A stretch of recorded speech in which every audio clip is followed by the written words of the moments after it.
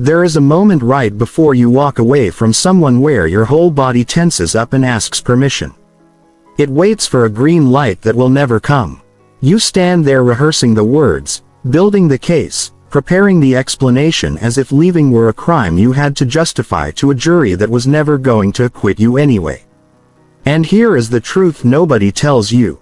You do not need a verdict. You do not need permission. You do not need to explain yourself to anyone who was never going to understand you in the first place. Most people spend their entire lives trapped by the fear of walking away without an explanation. They stay in relationships 2 years too long because they cannot find the right words to leave. They stay in friendships that drain them because they are afraid of being called dramatic, cold, or ungrateful. They stay in jobs, in family dynamics, in situationships, in entire identities they have outgrown simply because they believe that leaving requires a speech. It doesn't. Leaving requires a decision. The speech is optional, and most of the time it is a trap. This audiobook is going to dismantle everything you have been taught about closure, about politeness, about owing people your time and your reasoning. You will learn why explaining yourself so often backfires, why silence is the most powerful sentence you can ever deliver, and how to walk away from anyone, anywhere, without a single ounce of guilt clouding your exit. You will learn the difference between disappearing out of cowardice and leaving out of self-respect. You will learn how to read the signs that a relationship, a friendship, a job, or a family dynamic has quietly expired, long before your emotions catch up to the truth your gut already knows. By the end of this, you will not need anyone's blessing to remove yourself from a situation that no longer serves you. You will understand that walking away is not an act of aggression.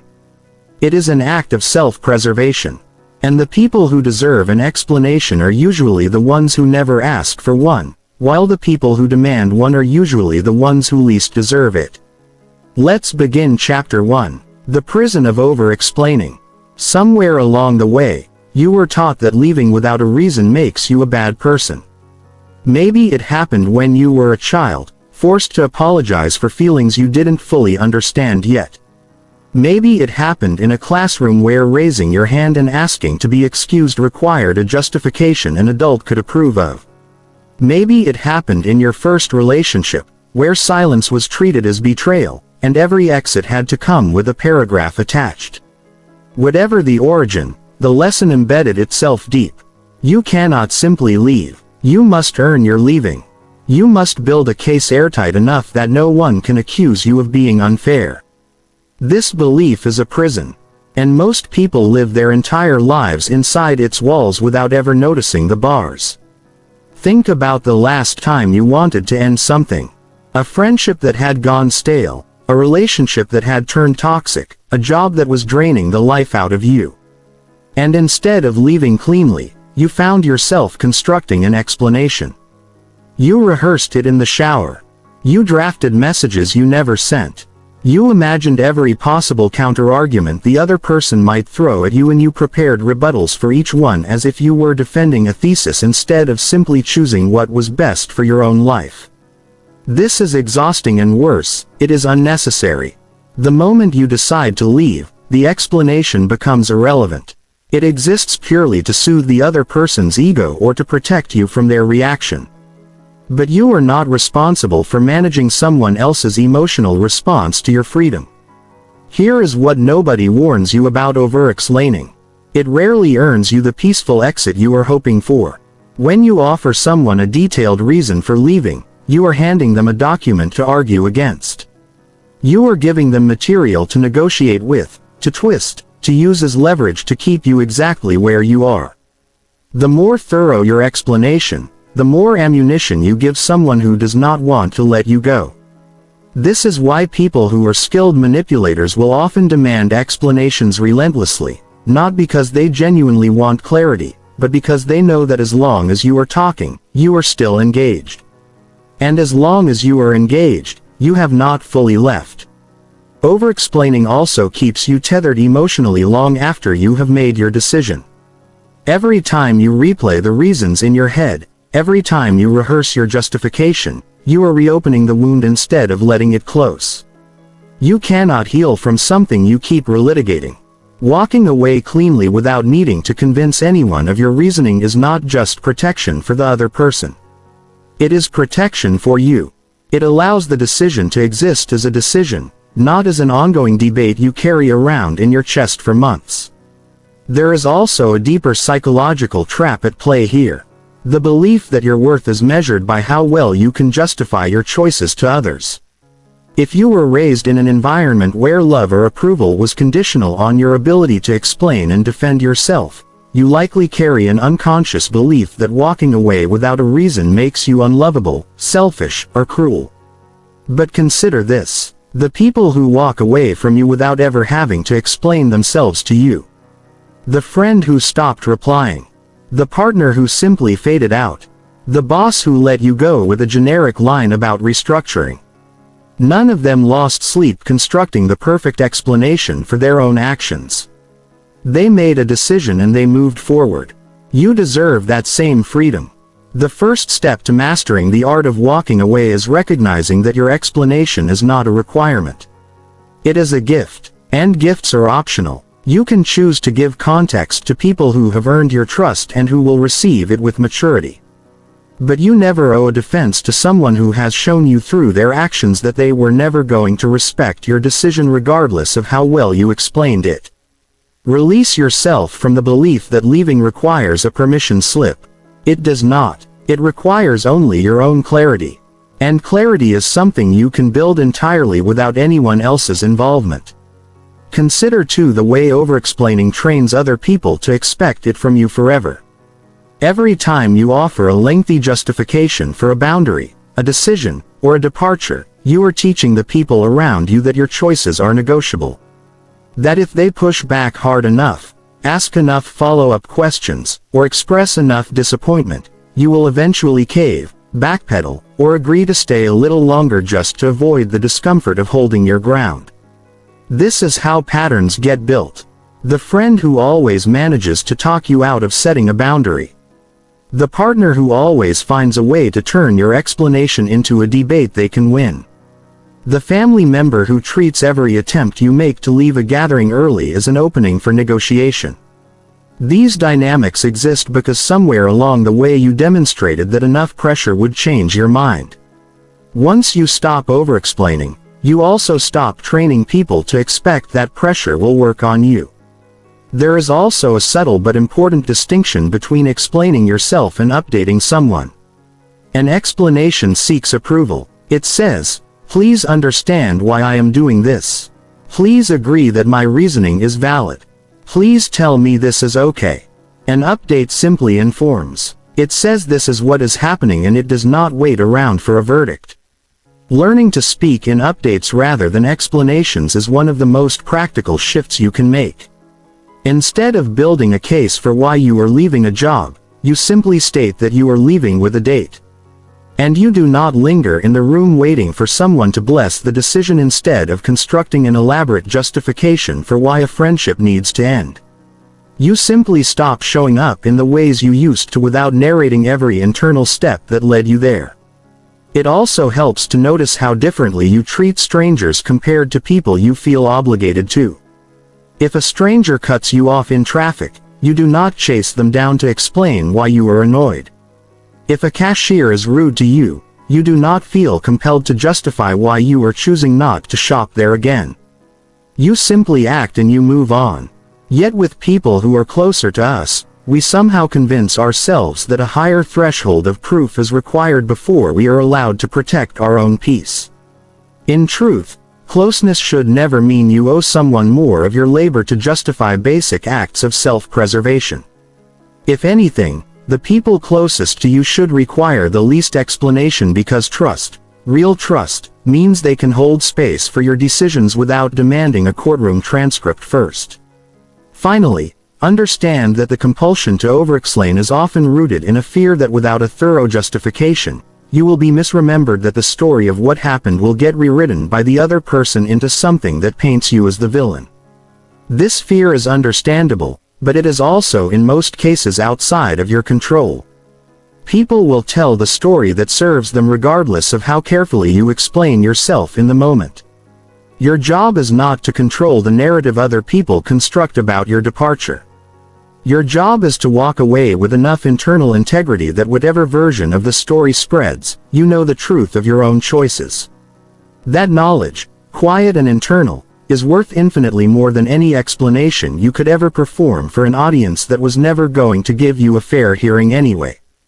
Chapter 2. The Myth of Closure. We have been sold a story that closure is something someone else gives us. That we need one final conversation, one honest confrontation, one moment where the other person finally admits what they did wrong, apologizes and sets us free. We wait for this moment like it is a locked door and only they hold the key. But here is the truth that will change how you walk through the rest of your life. Closure is not something you receive. It is something you decide. Think about how many people you know who are still waiting, sometimes years later. For an ex to finally explain why they left. For a friend to finally admit they were toxic. For a parent to finally say the words that would heal the wound. These people are frozen in time, tethered to a moment that may never resolve the way they need it to because they have outsourced their healing to someone who has already moved on with their life. Meanwhile, the person they are waiting on is not sitting at home constructing the perfect apology. They are living. They are unaware or unbothered or simply incapable of giving the resolution being demanded of them. And so the wait continues indefinitely. A debt that will never be repaid because the debtor never agreed to owe it in the first place. This is the trap of external closure. It gives away your power to the very person who hurt you or disappointed you. It says, I cannot move forward until you say the right words. But what if they never say them? What if they die without saying them? What if they simply don't have the self-awareness to ever articulate what happened? Are you supposed to stay stuck forever, waiting on a gift that was never guaranteed? Internal closure works differently. It does not depend on the other person's cooperation, honesty, or willingness to engage. It is built entirely from your own decision to stop needing an answer. You look at the situation, you acknowledge what happened, you accept that you may never fully understand their motivations, and you choose to release your need for their explanation. This is not the same as pretending it didn't hurt. And it is not the same as suppressing your feelings. It is the recognition that your peace cannot be contingent on someone else's participation. One of the most freeing realizations you can have is this. The people who hurt you the most are often the least equipped to explain why they did it. They may not fully understand their own behavior. They may be avoiding accountability out of shame, not malice.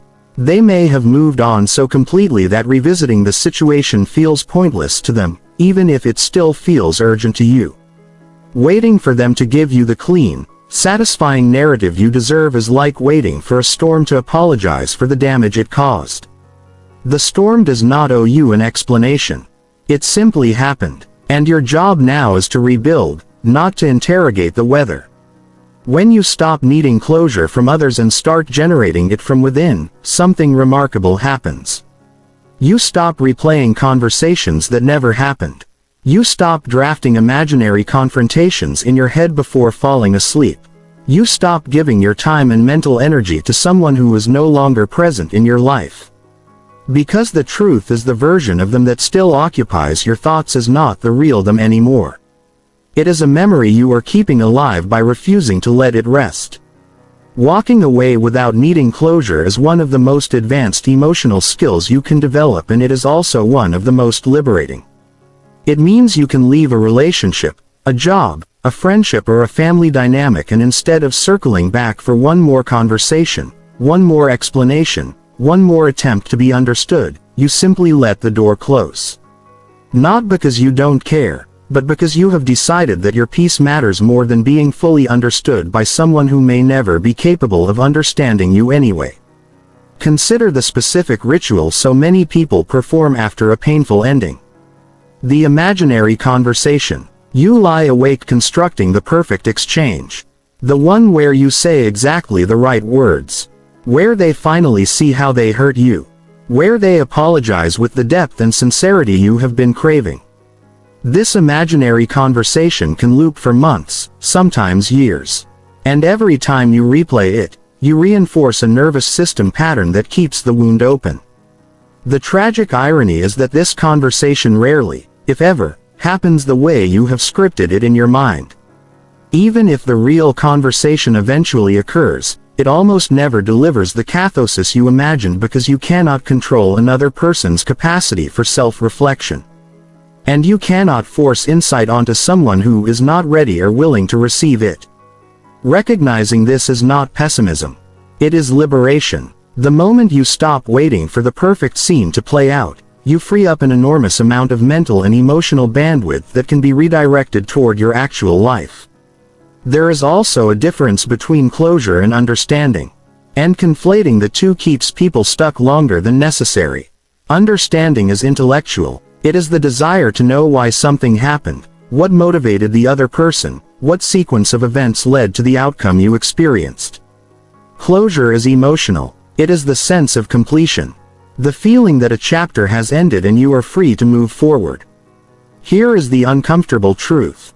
You can have closure without ever fully understanding why something happened. In fact, most people who have healed from painful endings will tell you that full understanding never came and they made peace anyway. They stopped needing the why in order to access the peace. This is the exact skill this chapter is asking you to build. Decoupling your emotional freedom from your intellectual need for explanation. It is also worth naming the specific kind of person who will never give you closure no matter how long you wait, and that is the person who benefits from your confusion. Some people consciously or unconsciously understand that clarity would set you free, and a part of them does not want that.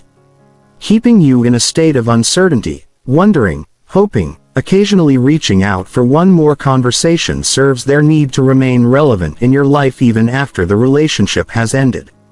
Recognizing this pattern is crucial because it reframes the silence you receive from them, not as a cruel withholding of information you deserve, but as evidence that closure was never something they were capable of or willing to give you in the first place. Once you see this clearly, waiting for them to change becomes obviously futile. And the decision to generate your own closure becomes not just easier, but the only rational path forward. Practically, building internal closure often looks like writing the letter you will never send. Saying out loud the words you wish they had said to you, and then crucially, choosing to believe them anyway. It sounds strange giving yourself the apology no one else gave you. But the nervous system does not always distinguish between an apology received and a resolution. Self-generated with enough conviction and repetition. This is not self-delusion. It is self-completion. You are not lying to yourself about what happened. You are simply refusing to let an unanswered question hold your entire future hostage. Chapter 3. Reading the signs before you have to decide. By the time most people consciously decide to walk away from something, their body has already known for months, sometimes years. The exhaustion that hits before a phone call. The tightness in your chest when a name appears on your screen. The dread of another Sunday night knowing Monday means walking back into an environment that drains you. These are not random feelings. They are data, and learning to read them early is one of the most important skills in mastering the art of leaving before the leaving becomes an emergency. Most people ignore these signals because they are trained to prioritize logic over intuition. They tell themselves, "It's not that bad," or "I'm probably overreacting," or "Other people have it worse, so I shouldn't complain." This kind of self-talk is designed to keep you compliant, not happy. It teaches you to override your own nervous system in favor of staying somewhere that is quietly costing you your energy, your confidence, and eventually your identity. The people who master the art of walking away are the ones who learn to trust the early signals instead of waiting for a catastrophic event to force their hand. So, what are the signs in relationships? It often looks like shrinking.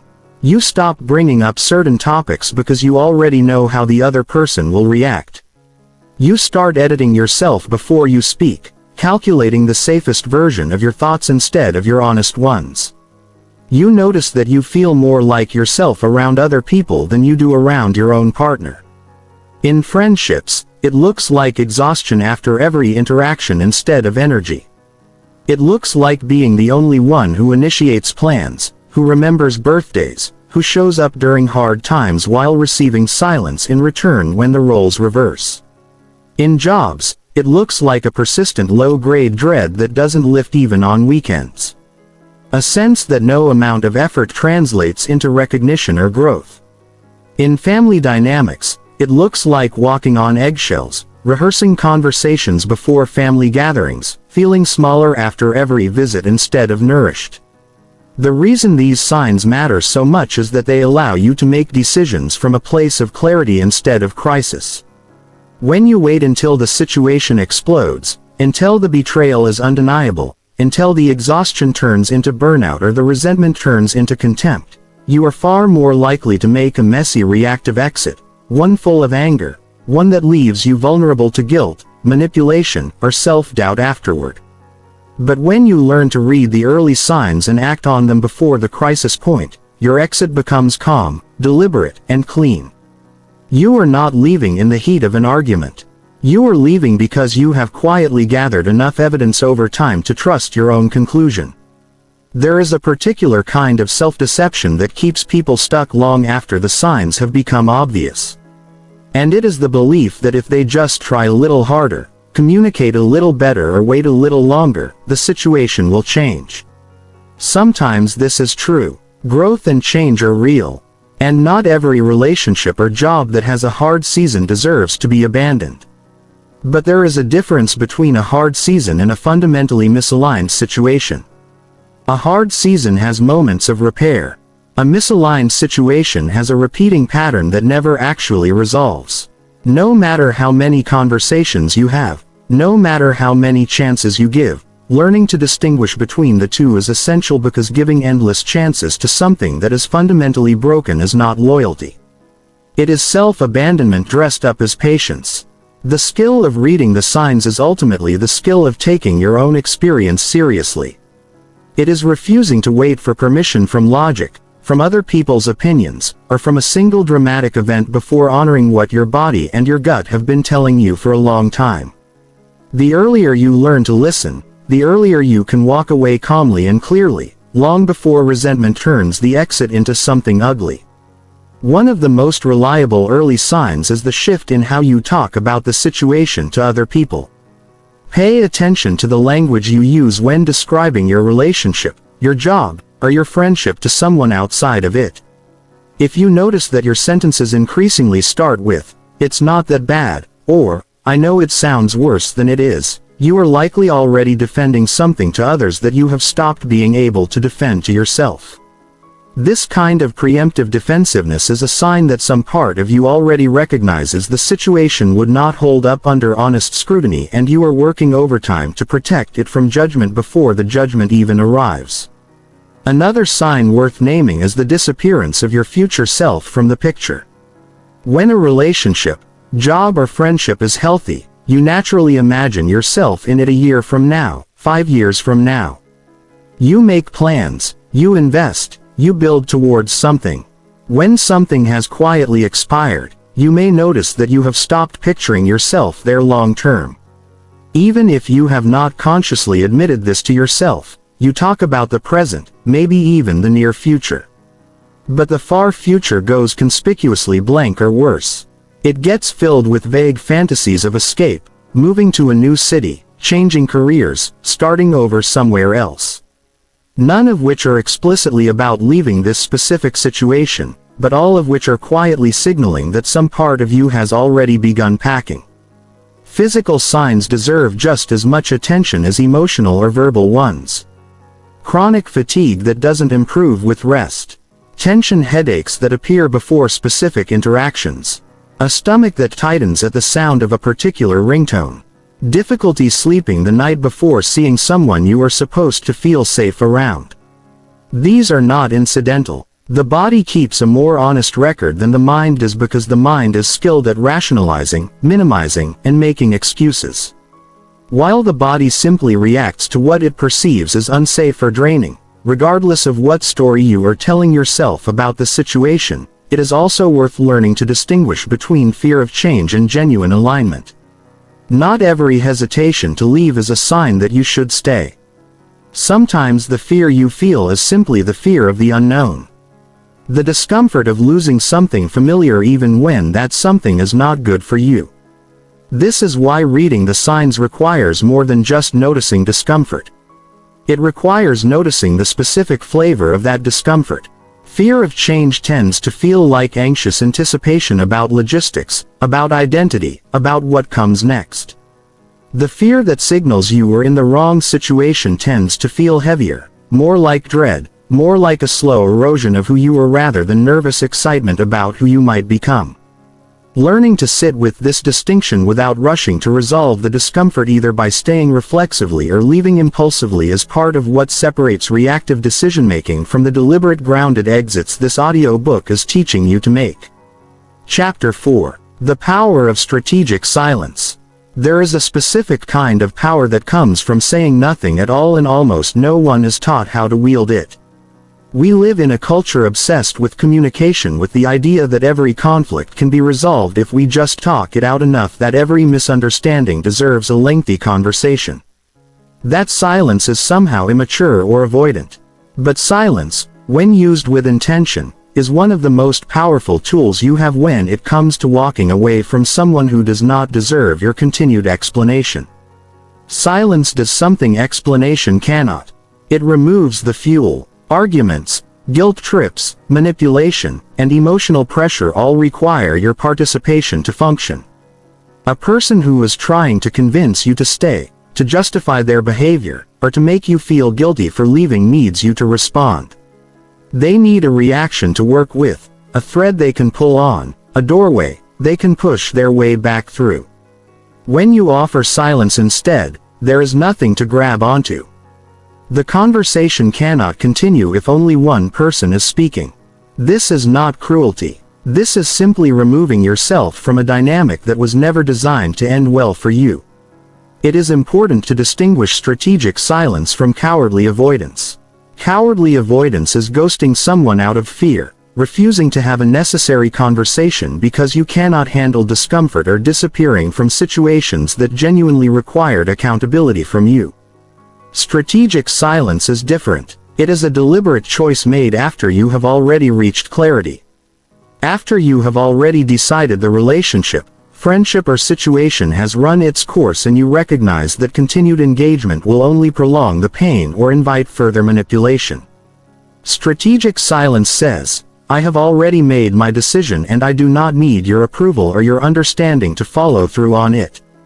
There is also a psychological reason silence is so effective, and it has to do with the way the human brain responds to ambiguity. When you give someone a detailed explanation, they have concrete material to dispute. They can pick apart your logic, question your feelings, minimize your reasons, or twist your words into something they can argue against. But when you offer silence, there is no material to dispute. The lack of engagement forces the other person to sit with their own thoughts, their own conclusions, their own discomfort without your participation to soften or complicate it. This is often far more powerful than any explanation could ever be, because it communicates without a single word that your decision is final and not up for negotiation. Silence also protects your own nervous system. Every time you re-engage with someone who has already shown you they cannot respect your boundaries, you reopen a wound that was beginning to close. You give your energy to a person or situation that has already proven it does not deserve it. Choosing silence is choosing to redirect that energy toward your own healing instead of toward managing someone else's reaction to losing you. Of course, silence is not appropriate in every situation. There are relationships built on genuine mutual respect where a clear, honest conversation is the more mature and caring choice, particularly with people who have earned the right to understand your reasoning through years of trustworthy behavior. The art here is discernment. Knowing which situations call for direct communication and which situations call for you to simply, quietly, and permanently remove your presence. The people who have shown you disrespect, who have manipulated your emotions, who have never honored your boundaries when you tried to express them clearly, have already forfeited their right to your explanation. For them, silence is not just acceptable. It is the most powerful and self-respecting response available to you. There is a common misconception that silence signals weakness. That the strong thing to do is always to confront, to have the final word, to make sure the other person fully understands the impact of their actions before you go. But consider how much energy this requires and consider who benefits from that energy expenditure.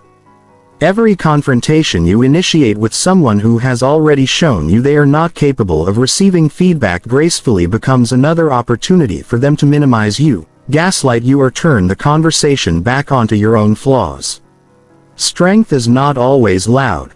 Sometimes the most powerful thing you can do is deny someone the show they were expecting.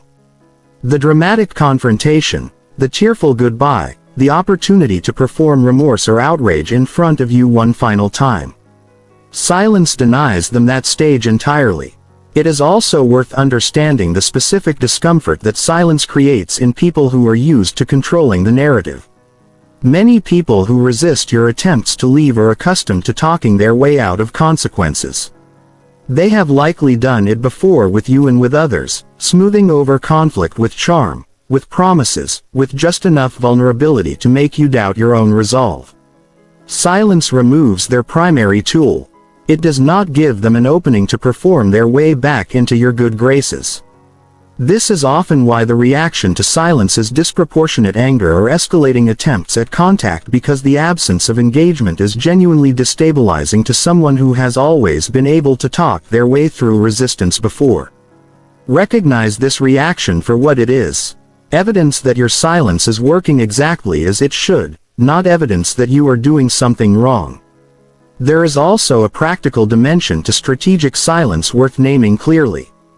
It protects you from the exhausting cycle of repeated relitigation. Without silence as a boundary, some relationships turn into an endless loop where the same conversation happens again and again. Each time promising to be the final one, each time reopening the same wounds without ever actually resolving them. Silence interrupts this loop decisively. It says this conversation has already happened as many times as it needs to happen, and continuing to have it will not produce a different outcome. Sometimes the most respectful thing you can do for yourself and even for the other person is to stop pretending that one more conversation will finally fix what months or years of conversations have already failed to fix.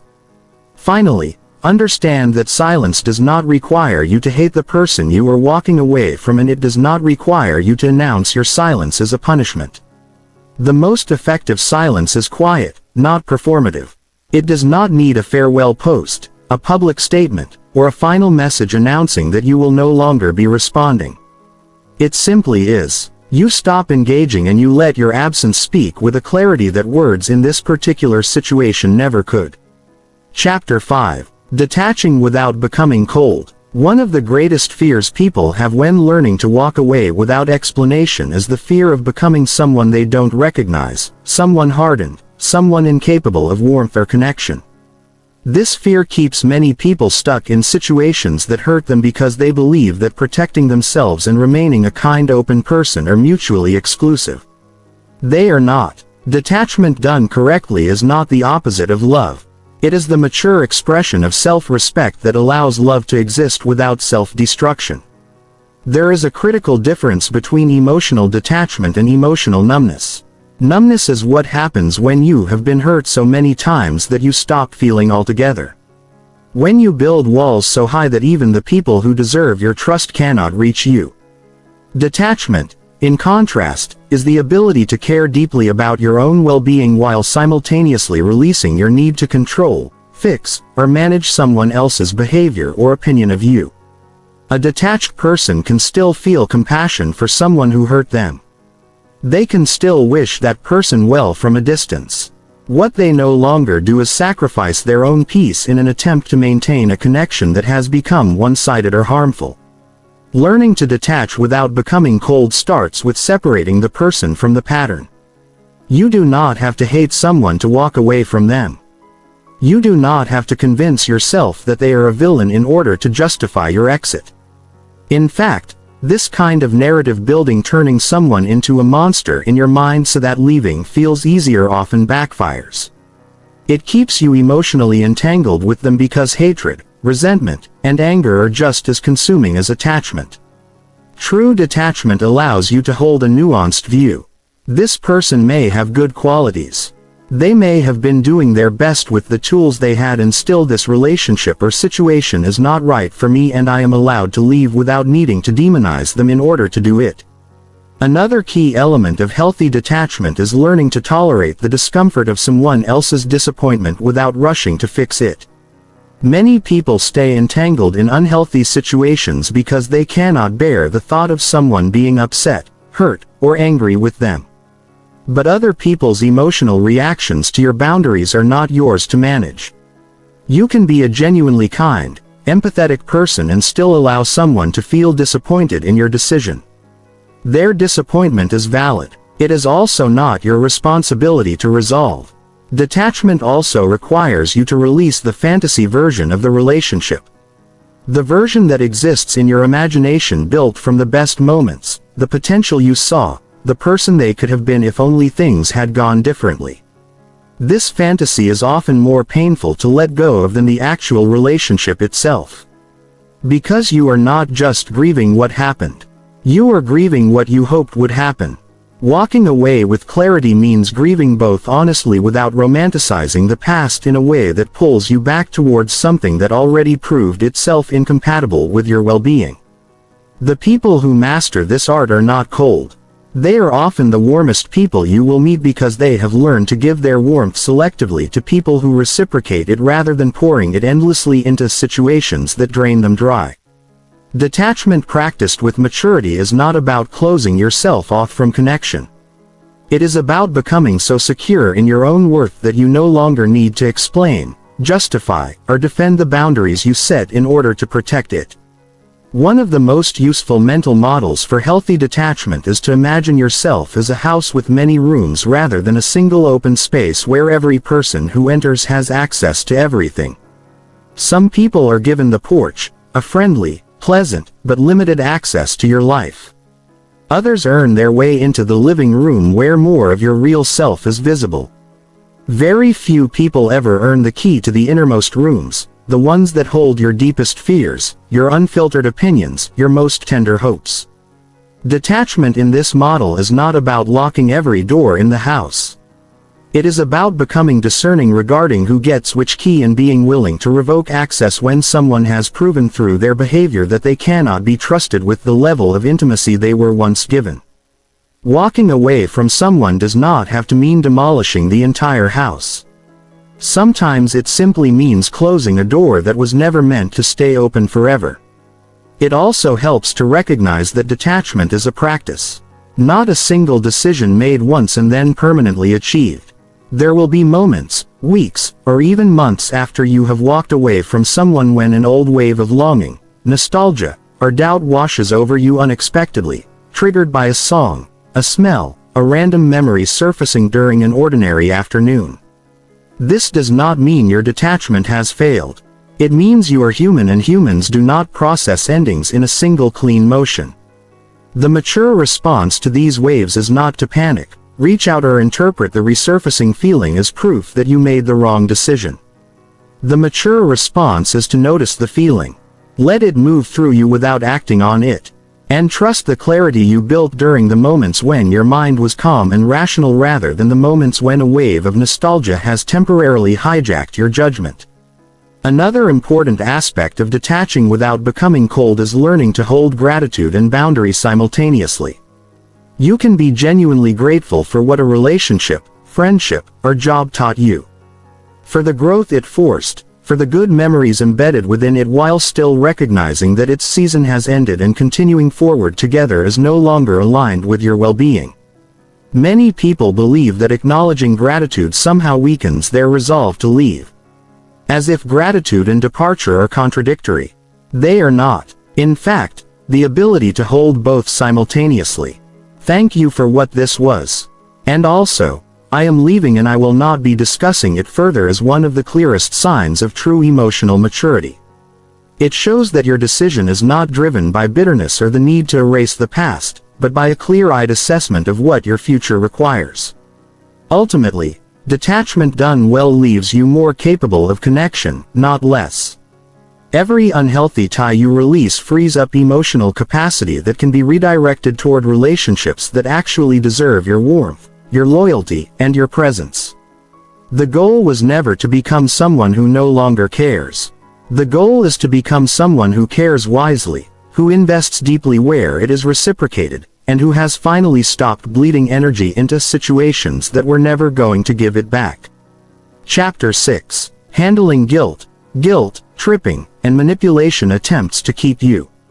The moment you decide to walk away from someone, you should expect one thing above all else: an increase in effort from the very person who barely gave you effort while you were staying. This is one of the strangest and most consistent patterns in human relationships. People who ignored your needs, dismissed your boundaries, and took your presence for granted will often become suddenly dramatically attentive the second they sense they are about to lose you. This is not a coincidence, and it is rarely a sign of genuine transformation. It is a survival response, and understanding it clearly will protect you from being pulled back into a situation you already worked so hard to leave. Guilt is the most common weapon used against someone trying to walk away.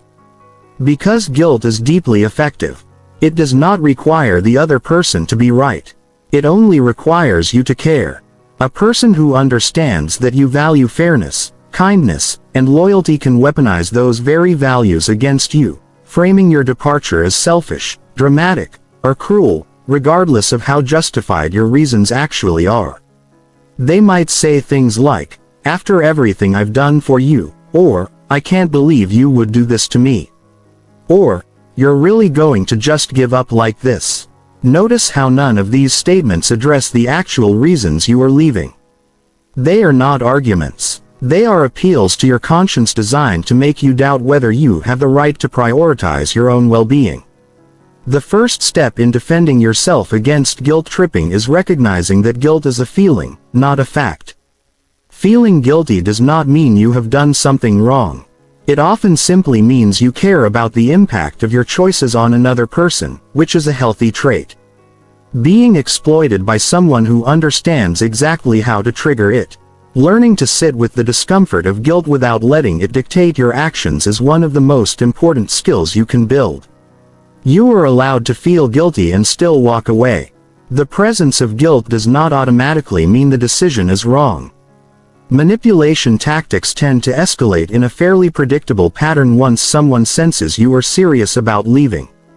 First comes the charm offensive: sudden kindness, promises of change, reminders of the good times, an attempt to reactivate the emotional bond that made you stay in the first place.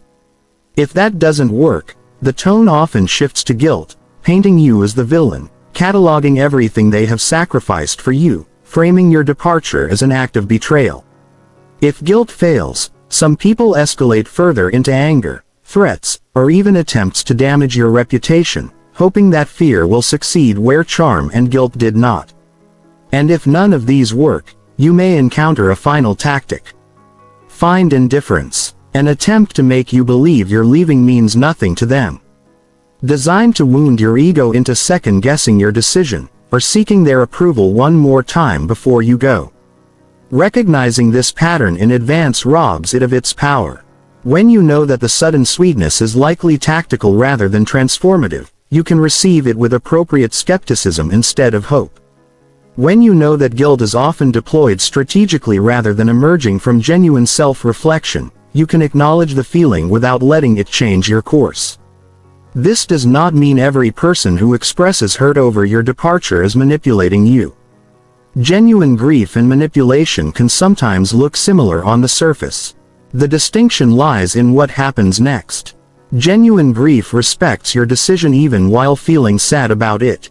Manipulation escalates, pushes, and refuses to accept your answer, cycling through tactic after tactic until something works. One of the most powerful things you can do when facing guilt tripping or manipulation is to become boring in your response. Manipulators feed on reaction, on drama, on the emotional charge of a heated exchange. When you respond to escalating tactics with calm, repetitive, unemotional statements, "I understand you're upset. My decision stands." There is nothing left to discuss. You deny them the fuel they are looking for. This is sometimes called the broken record technique, and it works precisely because it refuses to engage with the content of their argument while still acknowledging their feelings. You are not required to win the argument. You are only required to not lose your resolve. Ultimately, protecting yourself from guilt and manipulation during a walk-away requires remembering one core truth. Someone's reaction to losing you is not evidence about whether leaving was the right decision. Desperate sudden effort after months or years of neglect is not proof that things would be different going forward. It is proof that the threat of loss is a more powerful motivator than love ever was for that person. And that is precisely the kind of relationship you are right to walk away from. There is a particular category of guilt worth naming, specifically the guilt manufactured through comparison. This tactic sounds like other people would kill to have what you have, or you'll never find someone who treats you this well, or do you know how many people would want to be in your position? These statements are designed to make your very real specific dissatisfaction feel irrational or ungrateful by measuring it against an imagined pool of other people's supposed happiness. But your experience of a relationship, a friendship, or a job cannot be validated or invalidated by how someone else might theoretically feel in your place. You are the only person actually living inside your specific circumstances, absorbing the specific patterns of neglect, disrespect, or misalignment that no outside comparison can accurately capture. Refuse to let hypothetical gratitude override your lived reality. Another manipulation tactic worth understanding deeply is what might be called selective memory deployment, where the person trying to keep you resurfaces only the good moments, presenting them as though they represent the whole truth of the relationship while conveniently omitting the patterns that led you to your decision in the first place. Remember the trip we took. Remember how happy we were then. Remember the way things used to be. These memories are real, and it is not wrong to hold them tenderly. But a handful of good memories does not erase a consistent pattern of harm, neglect, or misalignment. The people who are skilled at this tactic are often skilled precisely because they know which memories will hit hardest, which moments will make you doubt the clarity you worked so hard to build. Recognizing this tactic in real time allows you to hold both truths simultaneously. Yes, that was a beautiful moment. And also, it does not change the pattern that brought me to this decision.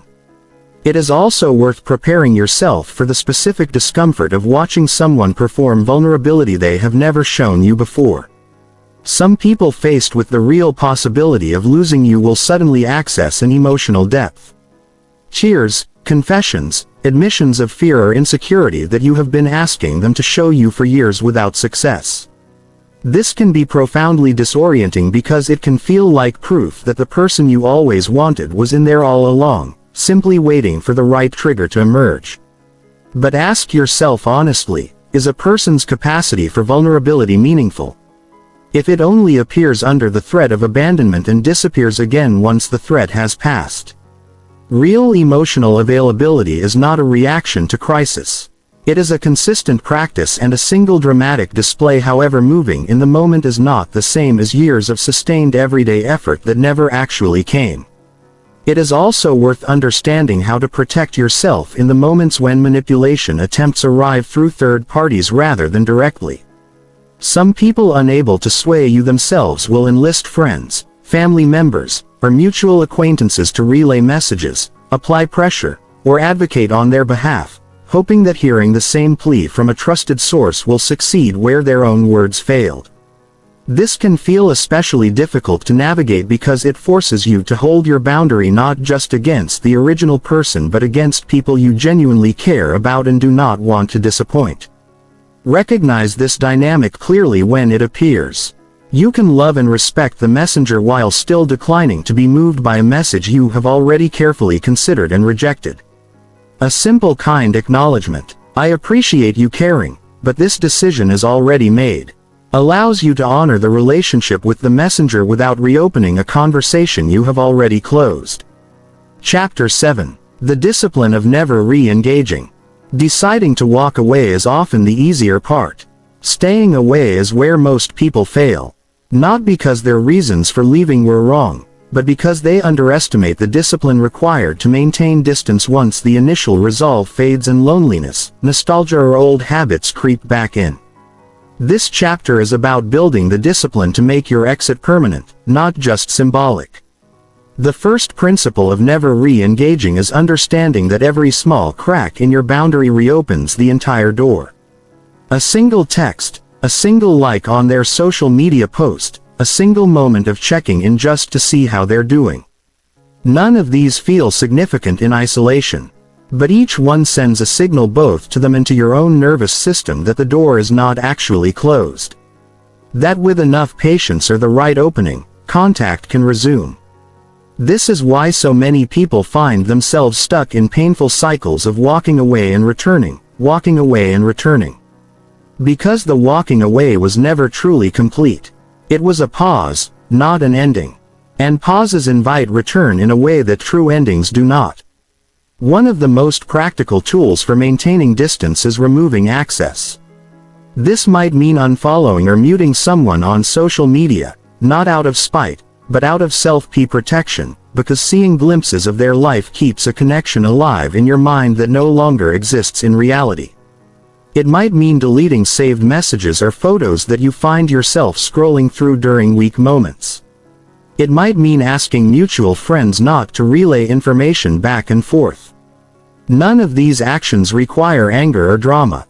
They are simply structural supports that make it easier to maintain the boundary you have already decided is right for you because willpower alone, without structural support, tends to erode over time, especially during moments of stress, loneliness or nostalgia. It is important to understand why the urge to re-engage often intensifies weeks or even months after the initial walk away rather than immediately. In the beginning, adrenaline and the freshness of the decision carry you forward. But as time passes, the sharp edges of what made you leave begin to soften in memory, while the good moments, the ones your mind is wired to romanticize, become more vivid and accessible. This is a well-documented pattern in memory and grief, sometimes called rosy retrospection, where painful details fade faster than pleasant ones. Understanding this in advance allows you to recognize the urge to reach back out for what it often is. Not new information suggesting you made the wrong choice, but a predictable psychological pattern that nearly everyone experiences during the middle phase of moving on. Another critical piece of this discipline is resisting the urge to monitor, checking to see if they've moved on, if they seem happy, if they've mentioned you to mutual friends, if their social media suggests they're struggling without you. All of this keeps you tethered to a narrative you are supposed to be releasing. Monitoring someone you have walked away from is a way of staying connected without admitting that you are staying connected. It delays your healing while giving you the illusion of having already moved forward. True discipline means resisting this urge even when it feels harmless. Even when you tell yourself it's just curiosity, because curiosity about someone you have walked away from is rarely just curiosity. It is often a disguised hope that the door is still open. There will be moments when re-engaging seems justified, a shared responsibility, a mutual friends event, a practical matter that requires communication. In these situations, discipline does not mean rigid avoidance at all costs. It means engaging only to the degree required by the actual circumstance and no further. A necessary logistical exchange does not require you to ask how they've been, to reminisce, or to leave the door open for extended conversation. You can be brief, polite, and complete without allowing a practical necessity to become an emotional reopening. The discipline of never re-engaging is ultimately an act of trust in your own past judgment. You made a decision when you had clarity. Honoring that decision during moments when clarity has faded, when loneliness or nostalgia clouds your thinking, is what separates people who walk away successfully from people who walk away repeatedly without ever actually leaving. It helps to build what might be called a decision anchor, a short written record of exactly why you made the choice to leave. Created at the moment of greatest clarity, not months later when memory has already begun to soften the harder truths. This does not need to be elaborate. It might be a single paragraph, a list of specific incidents, a description of how you felt on your worst days in that relationship, friendship, or job. The purpose of this record is not to fuel resentment. It is to serve as a factual reference point you can return to during the inevitable moments when nostalgia tries to rewrite history in softer, kinder terms than what actually happened. When the urge to reach out arrives, disguised as simple curiosity or harmless nostalgia, rereading your own words from the moment of clarity can restore the perspective that time has quietly begun to erode. It is also worth preparing for the specific vulnerability of anniversaries and milestones. The dates that used to hold meaning: birthdays, holidays, the anniversary of when you met or when things ended. These dates carry an emotional weight that can catch you off guard even when you feel fully at peace the rest of the year. Anticipating this in advance rather than being surprised by it allows you to plan around these moments intentionally, filling them with your own new rituals, your own chosen company, your own sources of comfort rather than being ambushed by an old instinct to reach out simply because the calendar has reminded you of what used to be. Discipline also requires honesty about the difference between healing and suppression. Never re-engaging does not mean never thinking about the person or situation again. And it does not mean forcing yourself to pretend indifference you don't actually feel. Suppression tends to backfire, creating pressure that eventually erupts in a moment of weakness, often at exactly the wrong time. Late at night, after a few drinks, during a particularly lonely stretch. True discipline allows the thoughts and feelings to exist, acknowledges them honestly, even journals about them, if that helps, while still holding firm to the boundary of non-cont. You are not required to stop feeling in order to stop engaging. You are only required to let the feeling pass through you without translating it into action.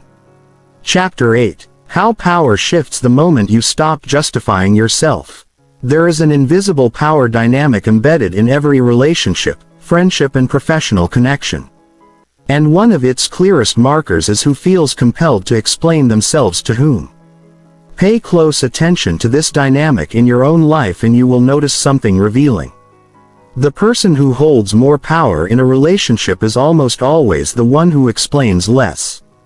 While the person with less power tends to over-explain, over-apologize, and over-justify even the smallest decisions. This is not a coincidence. It is a learned survival strategy. And the moment you stop participating in it, the entire power dynamic shifts, often more dramatically than you would expect. Think about how bosses interact with employees versus how employees interact with bosses. A boss can cancel a meeting with a single line. Something came up, will reschedule, and it is rarely questioned. An employee attempting to reschedule a meeting with their boss often feels compelled to provide an elaborate, almost apologetic justification. Worried that anything less will be read as disrespect or lack of commitment. This same asymmetry plays out in personal relationships. The partner who holds more emotional power in a relationship often gets away with vague, minimal explanations. While the partner who feels less secure over-explains every late text, every change of plans, every moment of distance, terrified that insufficient justification will be interpreted as a sign of guilt or diminishing interest. When you stop over-explaining yourself, you are not just changing a communication habit. You are quietly renegotiating the power dynamic of the relationship itself. This can feel uncomfortable at first, especially if you have spent years believing that thorough explanation is what makes you a considerate, honest person. But there is a difference between transparency and self-diminishment. You can be an honest, direct communicator without treating every decision as something that requires a defense.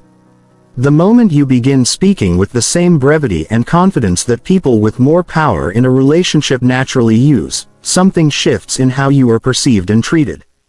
People who are used to your extensive justifications may initially push back, confused or frustrated by the change, precisely because your new behavior disrupts a dynamic that used to benefit them. It is worth naming honestly that some people will not like this shift. Individuals who benefited from your tendency to over-explain, who used your justifications as opportunities to negotiate, guilt, or control your choices, will often react to your newfound brevity with accusations that you have become cold, distant, or difficult. This reaction is not evidence that you are doing something wrong. It is evidence that the previous dynamic served them more than it served you. And now that you have stopped feeding it, they are experiencing the discomfort of losing access to a lever they used to be able to pull.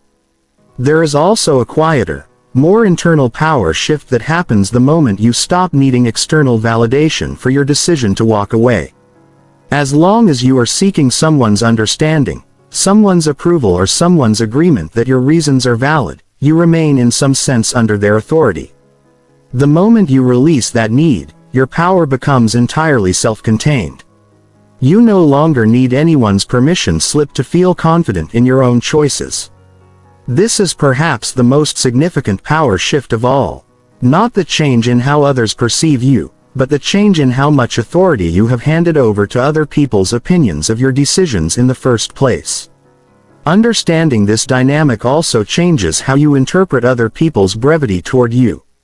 When someone in your life exits a situation, a relationship, or a conversation without extensive explanation, resist the urge to interpret this as disrespect. Often it is simply someone operating from a place of security. Someone who has internalized the same lesson this chapter is teaching you. That decisions do not always require defense, and that peace does not depend on someone else's approval of your reasoning. This shift in power also reveals itself in how quickly people attempt to renegotiate terms once they sense your resolve. Watch closely and you will notice that the moment you stop justifying yourself, some people escalate their demands for justification precisely because they can feel their leverage slipping away. This is not a sign that you owe them more. It is a sign that the shift is working exactly as intended, and the discomfort you may feel in that moment. The urge to soften your stance or offer just one more explanation to smooth things over is the last gasp of an old pattern trying to reassert itself. Recognizing this dynamic for what it is allows you to hold steady rather than mistake their escalation for a legitimate reason to reopen the conversation. There is also a broader social dimension to this power shift worth understanding in many families, friend groups, and workplaces. There are unspoken hierarchies of who is allowed to set boundaries without consequence and who is expected to remain endlessly accommodating. Often these hierarchies map closely onto who has historically overexplained and who has not. The sibling who was always the peacekeeper, expected to smooth over every family conflict, often finds that the first time they set a boundary without an elaborate justification, the reaction from the rest of the family is disproportionate. Not because the boundary itself was unreasonable, but because it violates an unspoken rule about their assigned role. Understanding that this reaction is about the disrupted role, not about the legitimacy of your boundary, makes it much easier to hold your ground without internalizing their discomfort as evidence that you have done something wrong. Ultimately, the power that comes from no longer justifying yourself is not about dominating others or becoming indifferent to their feelings. It is about recognizing that your right to make decisions about your own life was never actually contingent on anyone else's approval in the first place, even during the years when it felt like it was. The justification was never truly required. It was simply a habit absorbed from years of environments that taught you otherwise. And habits, no matter how deeply ingrained, can be unlearned. Chapter 9. Walking away from a relationship. Romantic relationships carry a particular weight when it comes to walking away because they are often woven into the architecture of daily life. Shared friendships, shared history, sometimes shared homes, finances, or children. The complexity of entangling a life built with someone else makes the principles in this audiobook especially important. Because clarity and discipline are the only things that will carry you through what is often one of the most emotionally destabilizing experiences a person can go through.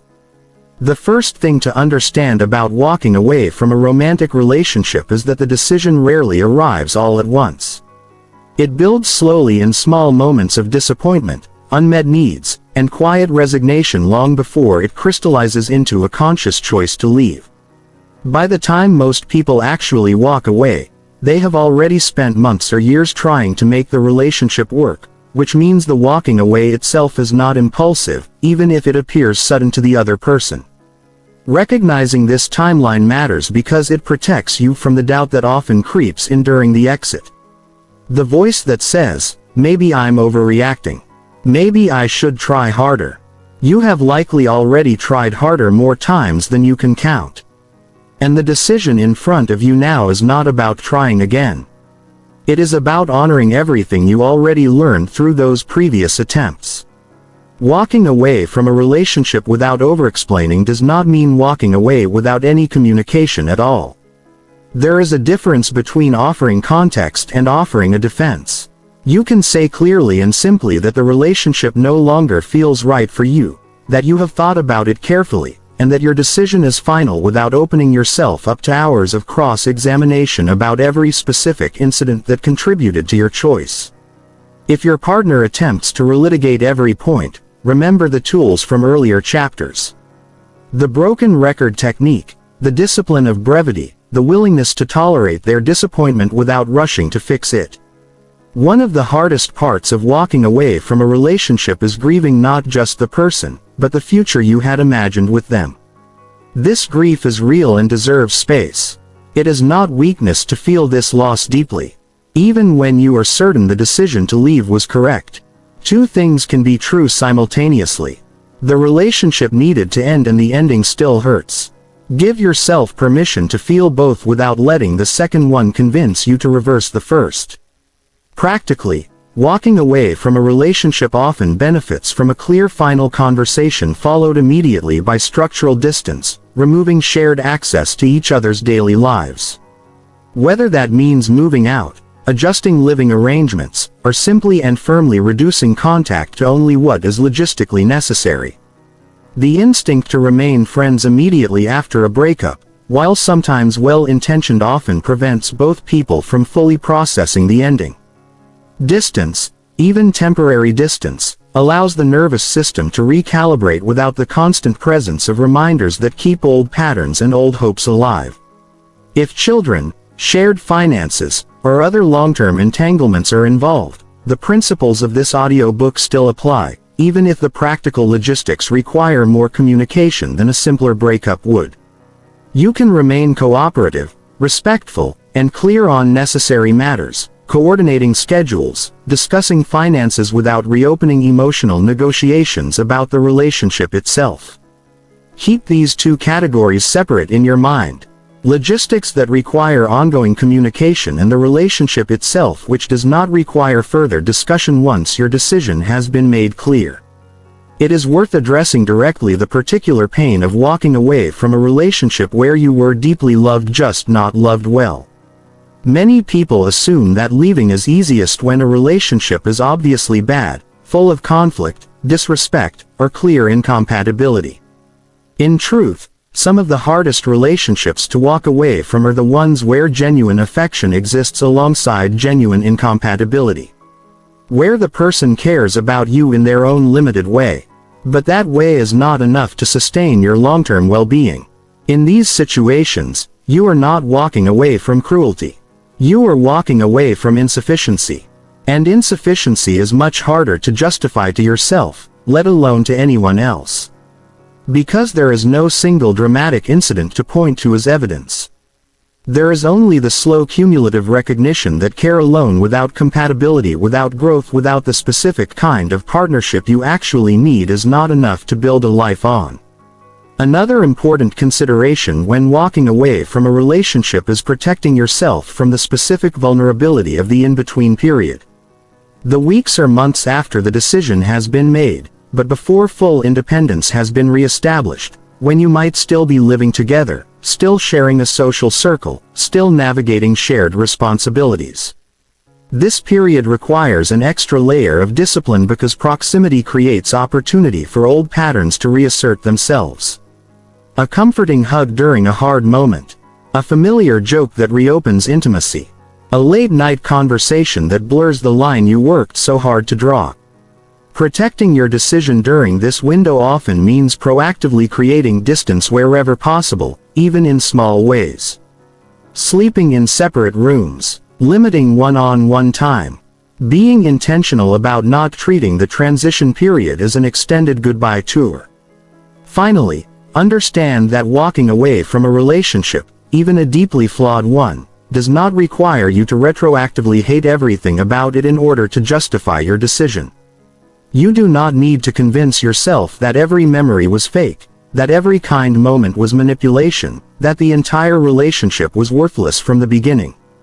This kind of narrative rewriting might feel protective in the short term, but it often creates more confusion than clarity because somewhere inside you, you know it isn't fully true.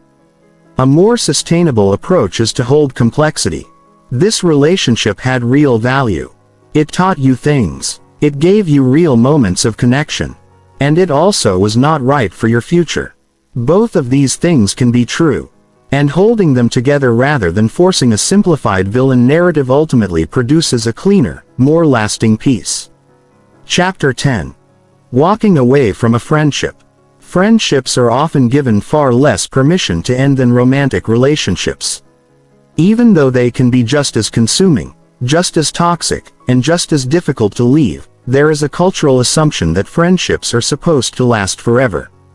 That ending one is somehow more shameful or more dramatic than ending a romantic relationship. Because friendship is framed as something that should require less maintenance and less conflict to sustain. This assumption keeps many people trapped in draining, one-sided, or outright toxic friendships far longer than they would ever tolerate in a romantic partnership simply because they do not know how to justify leaving something that was never formally defined by commitment in the first place. The truth is, friendships do not require a formal breakup the way romantic relationships often do, and this can actually work in your favor. Walking away from a friendship rarely requires a dramatic conversation at all.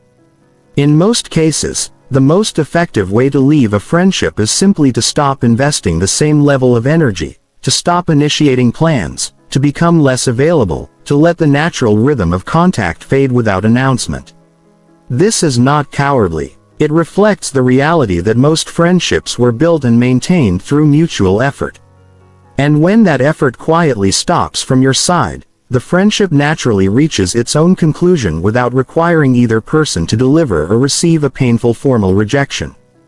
There are situations, however, where a more direct approach becomes necessary, particularly when the other person is emotionally invasive, when they repeatedly reach out despite your reduced engagement, or when the friendship has caused enough harm that a clear boundary feels more respectful than an ambiguous fade. In these cases, brevity remains your greatest tool. You do not need to catalog every grievance from the last several years of friendship. A simple clear statement such as, "I've realized this friendship isn't serving either of us anymore, and I think it's best if we go our separate ways," communicates what needs to be communicated without inviting a debate about the specific details. One of the more painful aspects of walking away from a friendship is the fear of how it will affect your broader social circle. Especially if you share mutual friends, attend the same events, or are embedded in overlapping communities. It is worth acknowledging honestly that walking away from a friendship can sometimes cost you access to certain social spaces, at least temporarily. And this is a real loss worth grieving rather than minimizing. However, staying in a draining or toxic friendship purely to preserve your position within a social group is a form of self-abandonment disguised as social strategy. The people who are genuinely your friends within that broader circle will remain your friends regardless of this particular relationship ending.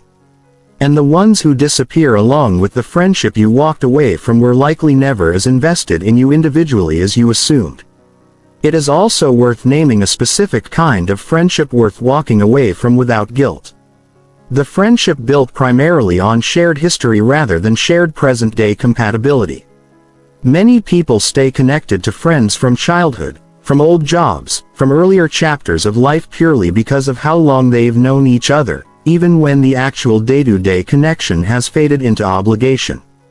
Longevity is not the same as compatibility.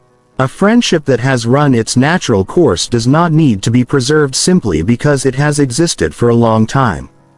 Recognizing when a friendship has become a monument to who you used to be rather than a genuine reflection of who you are now is an important part of learning to walk away from relationships that no longer serve your growth. Regardless of how much history they carry, there is a specific type of friendship worth examining closely. The one built on an unspoken hierarchy where one person is consistently positioned as the more successful, more together, more admired figure while the other is cast subtly or not so subtly as the one who is struggling, the one who needs advice, the one whose life choices are quietly judged rather than celebrated. These friendships can persist for years precisely because the imbalance is rarely stated outright. It shows up in small comments in the tone used when discussing your decisions. In the absence of genuine excitement when good things happen to you, walking away from this kind of friendship often requires more internal work than external confrontation because the harm is diffuse rather than concentrated in any single incident you could point to as definitive proof. Trust the accumulated weight of these small moments, even when no single one feels significant enough on its own to justify an ending. Friendships formed through convenience, proximity at work, shared parenting schedules, overlapping gym hours, deserve particular scrutiny when evaluating whether they are worth carrying forward. These friendships often feel meaningful because they are frequent. But frequency is not the same as depth. When the circumstantial connection changes, a job ends, a schedule shifts. It is worth asking honestly whether the friendship would survive without the structural reason that originally brought you together. If the answer is no, this is not a tragedy. It is simply useful information allowing you to let the friendship fade naturally without forcing artificial effort to preserve something that was always more circumstantial than essential. Finally, give yourself permission to grieve friendships with the same seriousness you would grieve a romantic relationship. Society rarely validates this grief, offering little space for someone mourning the loss of a friend the way it does for someone mourning a breakup or a death.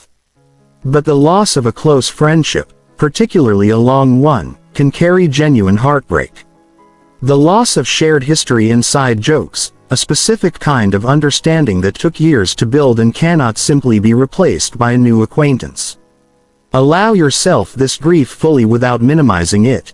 Even as you hold firm to the decision that walking away was the right choice, it is also worth acknowledging the strange loneliness that can follow walking away from a friendship, even a bad one, simply because human beings are wired for connection. And any connection, even a flawed one, fills a space that then sits conspicuously empty once removed. This loneliness is not evidence that you made the wrong choice. It is evidence that you are adjusting to a genuine absence.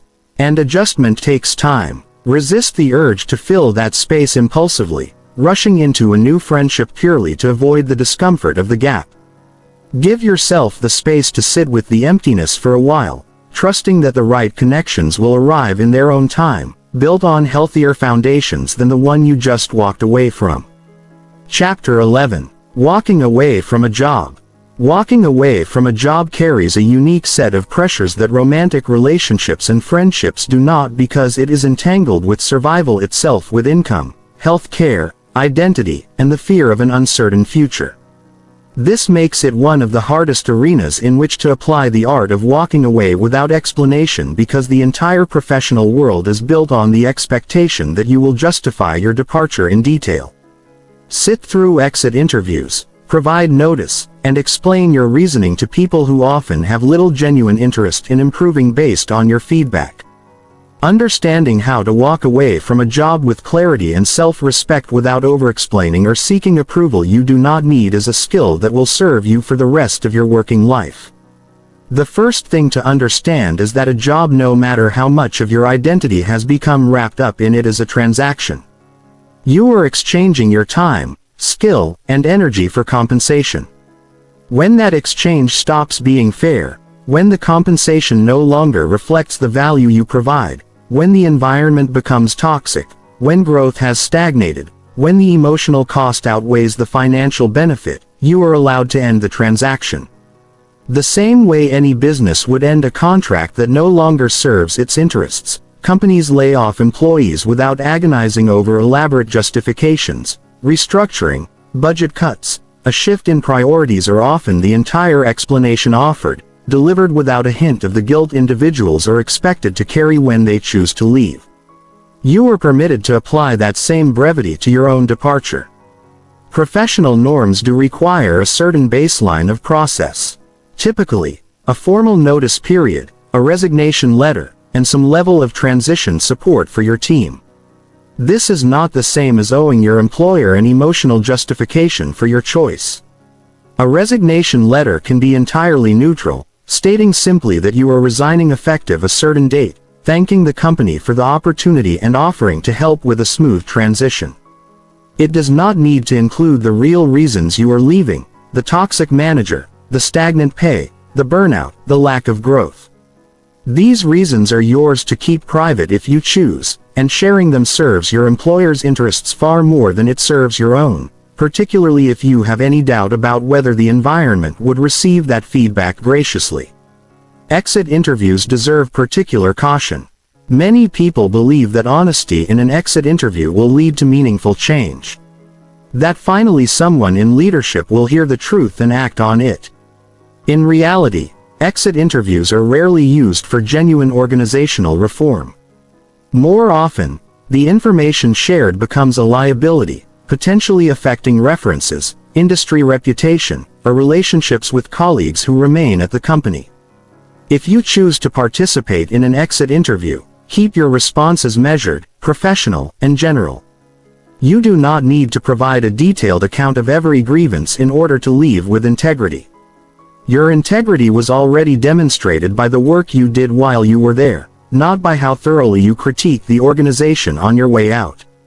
There is a particular psychological trap worth naming when it comes to walking away from a job. The trap of identity fusion, where your sense of self has become so intertwined with your professional role that leaving feels like losing a piece of who you are, not just a source of income. This is especially common in careers that carry high social status, high pressure, or a strong sense of mission. If you find yourself hesitant to leave a job that is genuinely harming your well-being purely because you cannot imagine who you would be without that title, that company, that identity, it is worth examining this attachment honestly. A job is something you do. It is not ultimately who you are. And the discomfort of separating these two things is often a necessary part of reclaiming a fuller, more resilient sense of self that does not collapse the moment external circumstances change. Financial fear is often the single greatest obstacle to walking away from an unhealthy job. And this fear deserves genuine respect rather than dismissal. It is not always possible or responsible to walk away from a job immediately, especially without a financial safety net or a clear next step. In these situations, the art of walking away is not about immediate departure, but about strategic preparation, building savings, quietly exploring other opportunities, updating skills, all while maintaining professional composure in your current role. This is still walking away. Even if it unfolds over months rather than days, it simply requires patience alongside the discipline of not letting your dissatisfaction leak into performance that could jeopardize the stability you need during your transition. Finally, understand that once you have left a job, the same principles of never re-engaging apply.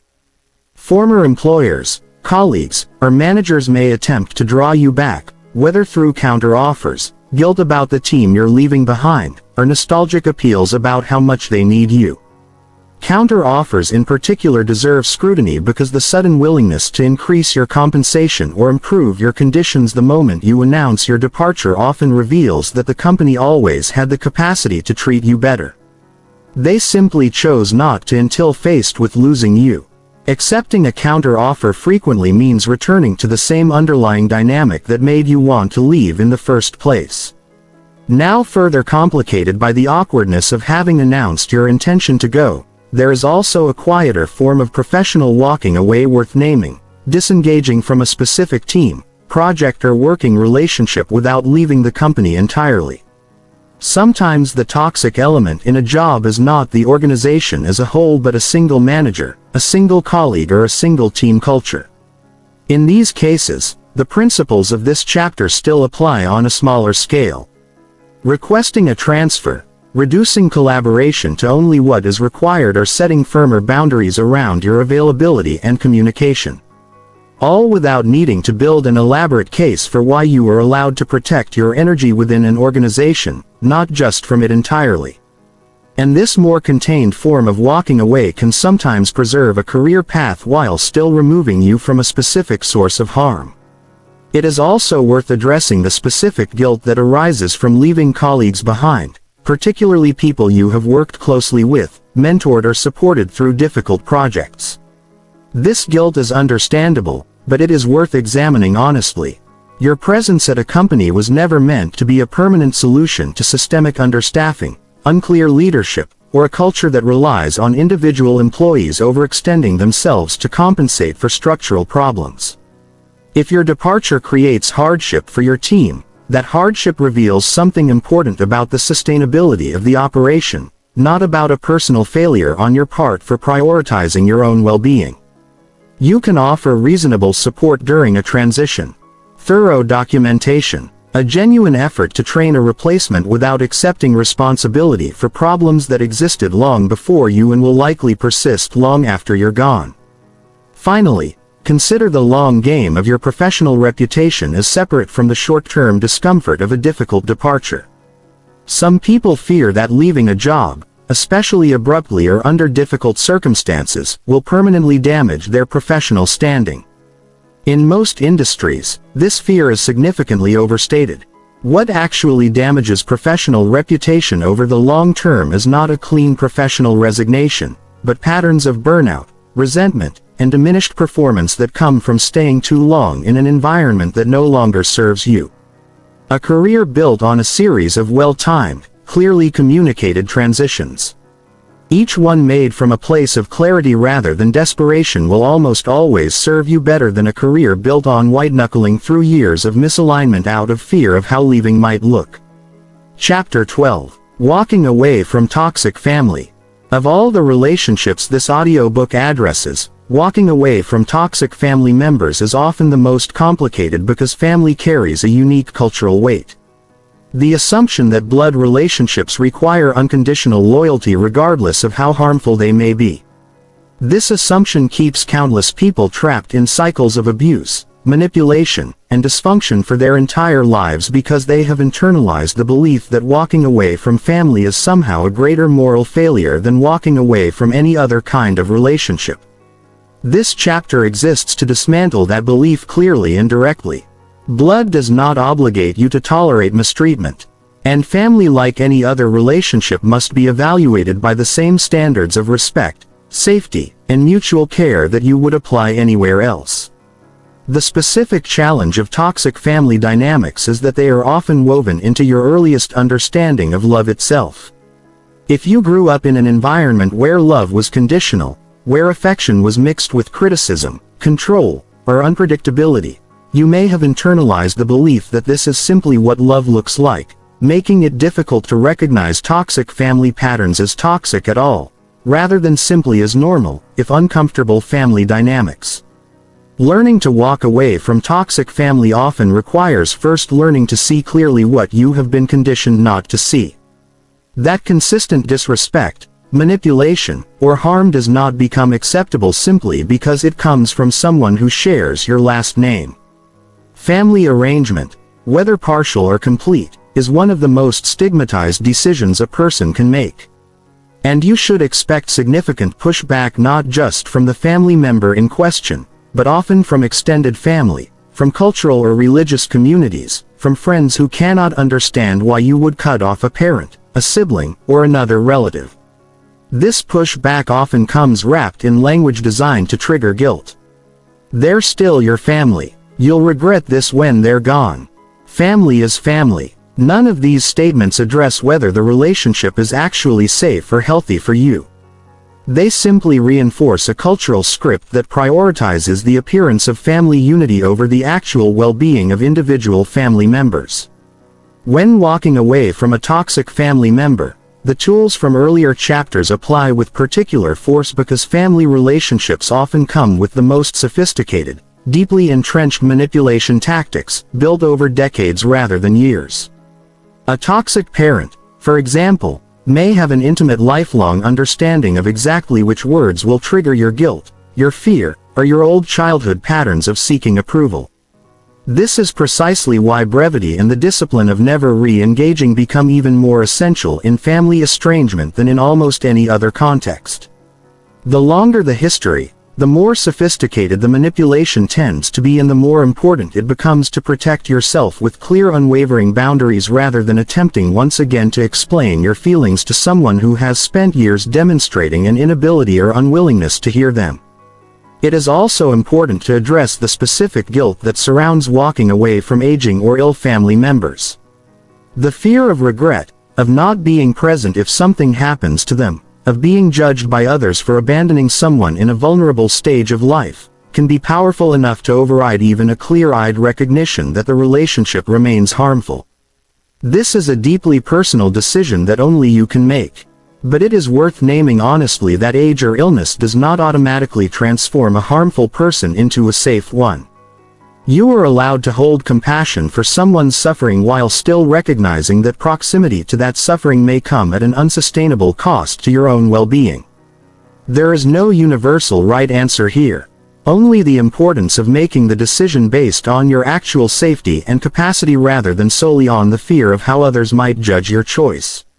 Holidays and family gatherings deserve special attention when navigating family arrangement because they often become the primary battleground where pressure to reconcile intensifies. Extended family members unaware of or unsympathetic to your reasons may pressure you to attend gatherings to maintain appearances, to prioritize the comfort of the group over your own boundaries. Preparing in advance for these moments. Deciding ahead of time how you will respond to questions or pressure. Whether that means simply stating that you won't be attending without further elaboration or preparing a brief neutral explanation for those who genuinely deserve one, can help you navigate these high-pressure moments without being caught off guard and pulled back into old patterns. It is worth naming too the particular grief of realizing that estrangement may need to extend beyond a single toxic individual to include enablers within the family system. The parent who stayed silent. The sibling who always sided with the aggressor to keep the peace. The relatives who continue inviting the harmful person to gatherings without regard for your safety or comfort. This wider arrangement is often more painful than the original one because it can feel like losing an entire structure rather than a single relationship. Recognize that enabling, even when it comes from people who never directly harmed you, is still a choice that prioritizes comfort over your well-being.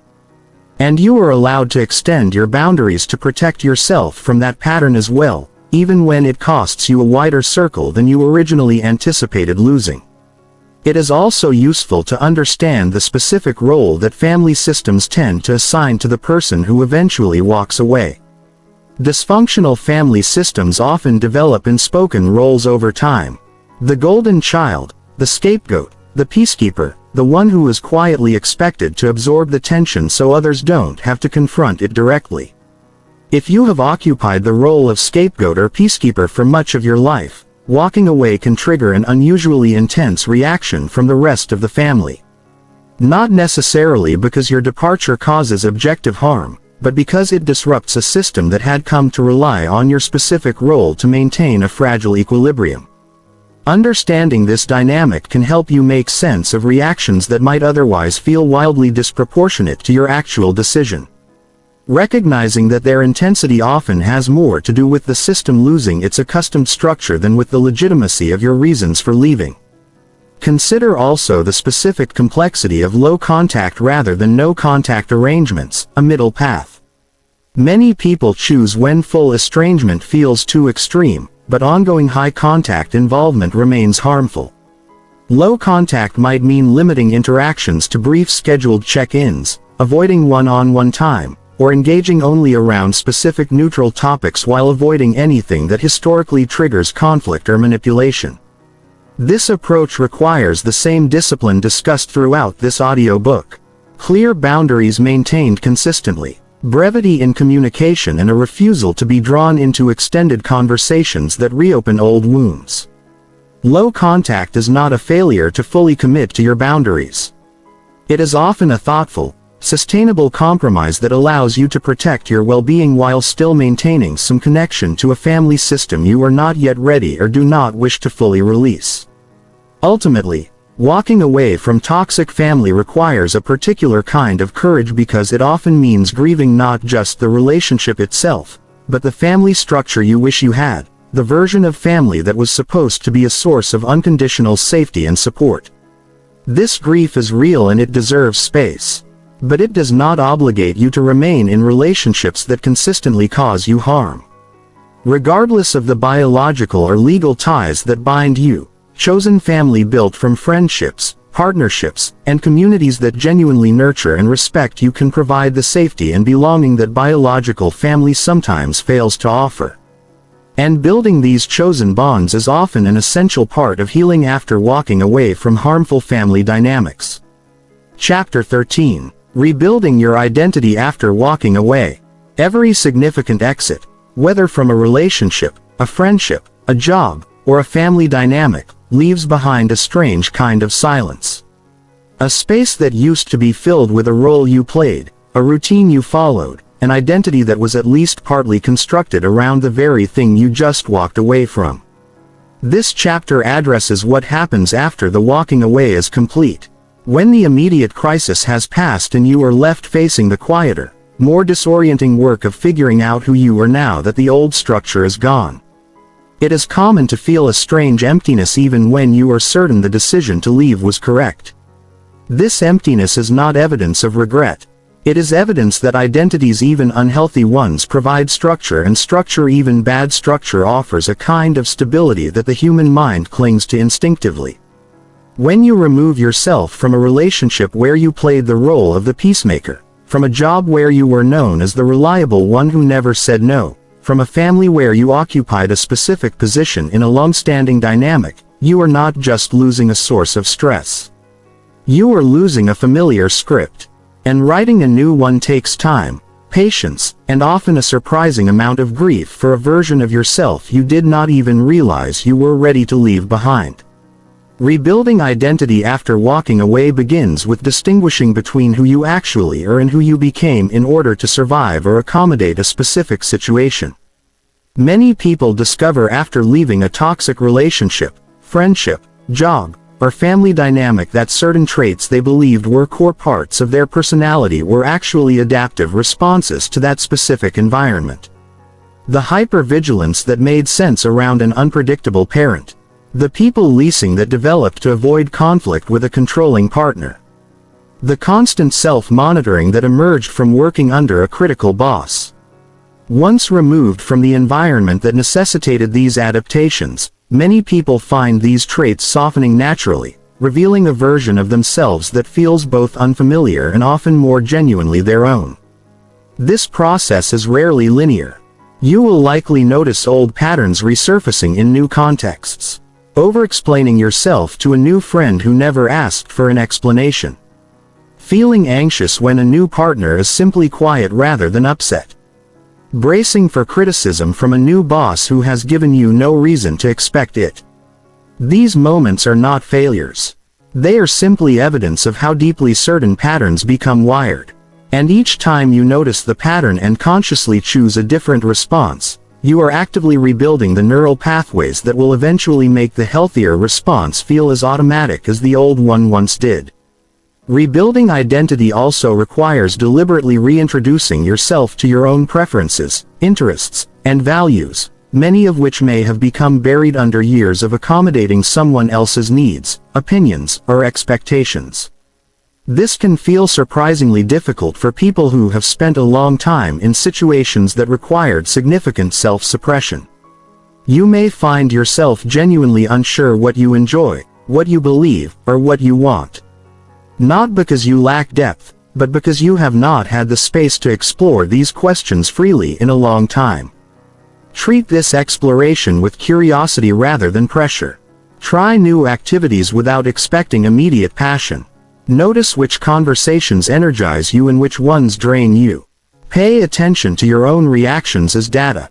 Slowly rebuilding a clearer picture of who you are when you are not constantly adjusting yourself to fit someone else's expectations.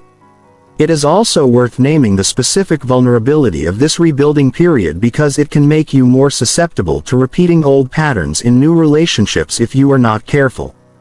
The same qualities that made you a good match for a controlling partner or a toxic family dynamic, empathy, adaptability, a strong desire for harmony, do not disappear simply because you walked away without conscious awareness. These same qualities can attract you towards similar dynamics in new relationships, jobs, or friendships. Part of rebuilding your identity is therefore not just reconnecting with who you are, but also becoming more discerning about the kinds of dynamics you allow yourself to enter moving forward. Using everything you learned from the situation you left as data to inform better choices rather than repeating the same pattern with a new cast of characters. A practical part of this rebuilding process involves reclaiming small tangible pieces of autonomy. Choosing your own weekend plans without consulting anyone. Redecorating a space entirely according to your own taste. Picking a hobby purely because it interests you rather than because it will impress or please someone else. These small acts may seem insignificant compared to the larger emotional work of healing, but they serve an important function, reinforcing the felt sense that your preferences matter and exist independently of anyone else's approval. Over time, these small consistent acts of autonomy accumulate into a stable embodied sense of self that no longer requires external permission to exist fully. It is also worth addressing the role of solitude in this rebuilding process because many people, after walking away from a significant relationship, friendship, job or family dynamic, rush to fill the resulting space as quickly as possible, terrified of what they might discover if left alone with their own thoughts for too long. Resist this urge where you can. Solitude, particularly in the aftermath of a significant exit, offers something rare, an uninterrupted opportunity to hear your own thoughts without the distortion of someone else's expectations layered on top of them. This does not mean isolating yourself entirely from support, friends, therapy, and community. Remain important. It means being willing to sit with your own company long enough to remember or discover for the first time who you actually are underneath the roles you have been playing. Rebuilding identity also involves consciously updating the internal narrative you carry about yourself. Many people who have spent significant time in toxic relationships, friendships, jobs or family systems internalize a narrative shaped by that environment that they are too sensitive, too difficult, too much, or conversely not good enough, not lovable enough, not capable enough. Part of the rebuilding process is actively examining these internalized narratives and asking honestly, whose voice is this? And is it actually true, or is it simply an old message that outlived the environment that created it? This kind of narrative excavation takes time and often benefits from the support of a therapist or counselor. But it is some of the most important work available to you during this rebuilding phase because the story you tell about yourself becomes the foundation for every future decision about what you will and will not tolerate. Chapter 14. Becoming someone who cannot be manipulated into staying. The ultimate goal of everything this audiobook has taught you is not simply to walk away once successfully from a single relationship, friendship, job, or family dynamic. The ultimate goal is to become the kind of person who can never again be manipulated, guilted, or pressured into staying somewhere that no longer serves them. This chapter is about consolidating everything you have learned into a stable internal foundation that will protect you for the rest of your life regardless of who tries to test it in the future. Becoming unmanipulable does not mean becoming suspicious of everyone or refusing genuine closeness out of fear. It means developing an internal locus of validation, a stable sense of your own worth and judgment that does not fluctuate based on external pressure, guilt, or the intensity of someone else's reaction to your boundaries.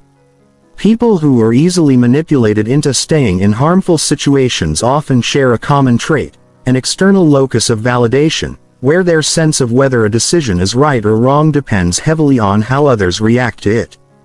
If someone gets upset, they assume they must have done something wrong.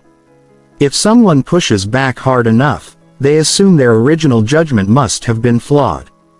Becoming unmanipulable requires shifting this locus inward, trusting your own careful, Consider judgment even when it is met with resistance, anger, or disappointment from others. One of the most powerful practices for building this internal stability is learning to separate someone's emotional reaction from the validity of your decision. These are two entirely different pieces of information, and manipulation thrives on merging them together, making you believe that if someone reacts strongly enough to your boundary itself must be unreasonable. In reality, a strong emotional reaction tells you only that the person is upset. It tells you nothing about whether your decision was fair, healthy, or necessary. Practicing this separation consistently in small moments as well as large ones gradually builds an immunity to the kind of emotional pressure that used to be enough to make you reconsider decisions you had already carefully thought through. Becoming unmanipulable also requires developing comfort with being temporarily misunderstood.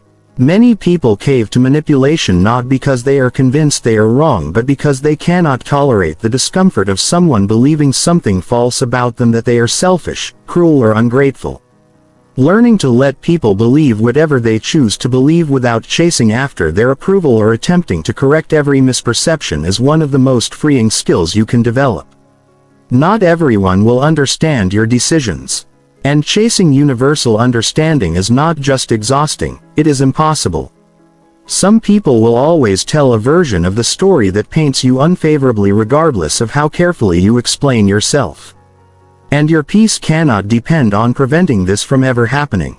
It also helps to recognize the specific profile of people who are drawn to those who can be manipulated into staying, because this awareness allows you to notice red flags earlier in future relationships.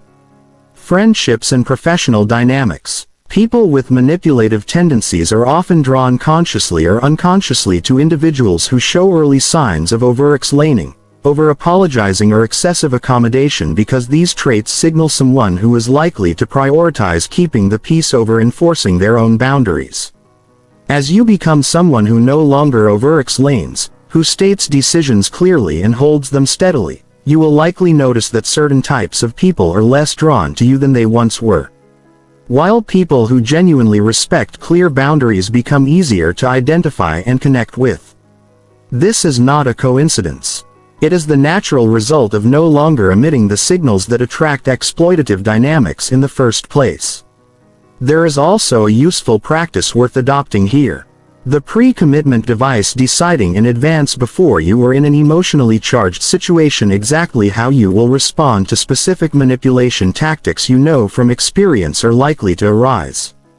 If you know a particular family member always resorts to comparison guilt, decide in advance on your calm, brief response before the conversation happens rather than trying to construct one in real time while your nervous system is flooded with emotion. This kind of preparation removes much of the vulnerability that manipulation exploits because you are no longer reacting in the moment. You are executing a decision you already made with a clear head. It is also worth understanding the physiological dimension of resisting manipulation, because willpower alone is often not enough when your nervous system is activated. When someone applies emotional pressure, guilt, anger, or desperate pleading, your body often responds with a genuine stress response. Elevated heart rate, tension, and urge to resolve the discomfort as quickly as possible. Even if that resolution means abandoning a boundary you know is right. Learning basic regulation techniques. Slow breathing. Grounding yourself physically before responding. Taking a pause before replying to a pressuring message rather than answering in the heat of the moment gives your rational judgment the chance to catch up with your nervous system's alarm response. Many boundary violations happen not because someone genuinely changes their mind, but because their nervous system overrides their considered judgment in a moment of pressure. Building these regulation skills protects the clarity you worked so hard to establish. Becoming unmanipulable is also supported by curating your environment and relationships proactively, surrounding yourself where possible with people who model healthy boundaries themselves. Just as manipulative dynamics can be learned and normalized through repeated exposure, so can healthy ones.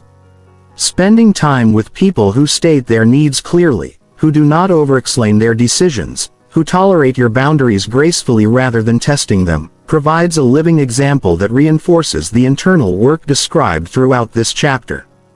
You are far more likely to sustain a new pattern of behavior when it is reflected back to you by the people you spend the most time with rather than trying to maintain it entirely alone, surrounded by relationships that continue to reward the old pattern of overexplaining and self-abandonment. Finally, becoming unmanipulable requires ongoing practice, not a single moment of transformation.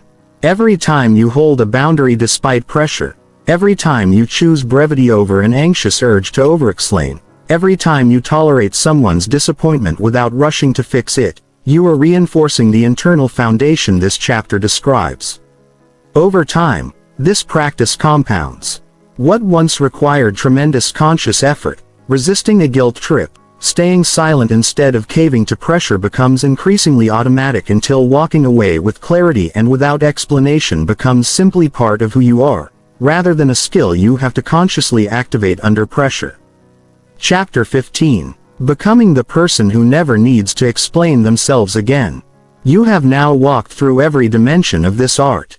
From the psychology of why we overexplain to the myth of closure to the specific skills required to walk away from relationships, friendships, jobs, and family.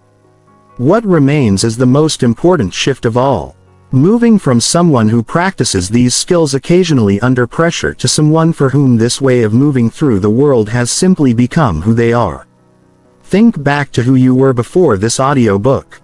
The version of you who rehearsed explanations in the shower, who stayed in situations 2 years too long, waiting for the right words to justify leaving. Who felt a spike of anxiety every time a decision required setting a boundary with someone who might not like it. That version of you was not weak or foolish. That version of you was doing the best they could with the tools they had been given. Tools built from a lifetime of environments that taught you your peace was negotiable, that your decisions required a permission slip, that leaving cleanly was somehow crueler than staying resentfully. The person you are becoming operates from an entirely different foundation. This person understands that clarity does not require anyone else's approval. This person recognizes guilt as a feeling to be acknowledged, not a command to be obeyed.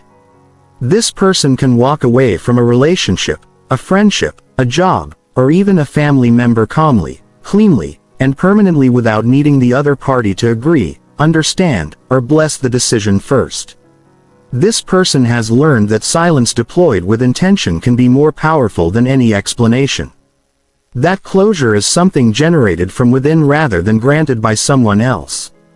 And that power flows naturally toward those who no longer need external validation for their own choices. This transformation will not make your life free of difficulty. You will still face situations that require courage, relationships that end painfully, decisions that carry real grief alongside real relief.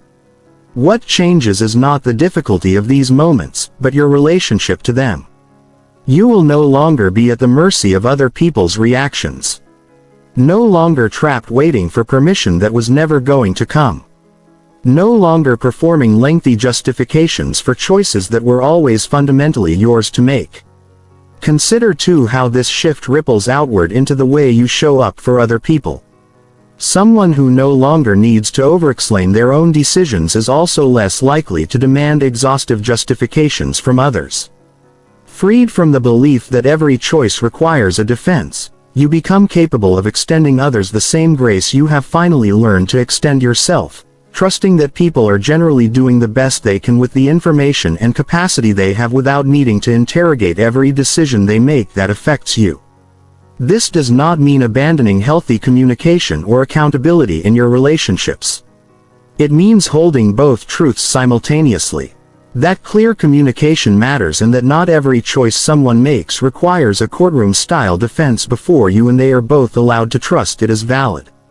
Notice too how this shift changes the quality of the relationships you choose to keep. When you no longer fear walking away, you stop tolerating situations purely out of fear of the alternative.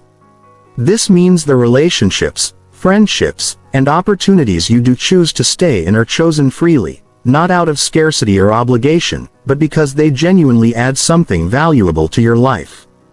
There is a profound difference between staying because you are afraid of leaving and staying because you have evaluated your options clearly and chosen without coercion that this is where you want to be. The second kind of staying is the only kind worth having. And it only becomes possible once walking away has stopped being a source of terror and become instead a tool you know how to use whenever your life requires it. There will come a day, and perhaps it has already begun, when someone tests this new version of you, expecting the old pattern, expecting you to cave under pressure, to overexplain, to chase their approval before trusting your own judgment. In that moment, you will feel the old pull, the familiar urge to soften, to justify, to make yourself smaller and more palatable in order to avoid their disappointment. This is the moment everything in this audiobook has been preparing you for. Not the absence of the old pull, but the ability to notice it, name it, and choose differently. Anyway, that choice repeated enough times is what separates a person who occasionally practices boundaries from a person who has fundamentally become someone who no longer needs to explain themselves to be at peace with their own decisions. Carry this with you. Every person who has ever walked away from you without an explanation. Every friend who faded. Every partner who left without the closure you wanted. Every opportunity that simply ended without a tidy resolution. They survived without needing your understanding. And you can survive and thrive without needing everyone else's. Your life does not require universal approval to be well lived. It requires only your own clarity, your own courage, and your own willingness to walk away from anything and anyone that no longer belongs in the story of who you are becoming. You do not owe the world an explanation for choosing yourself. You never did.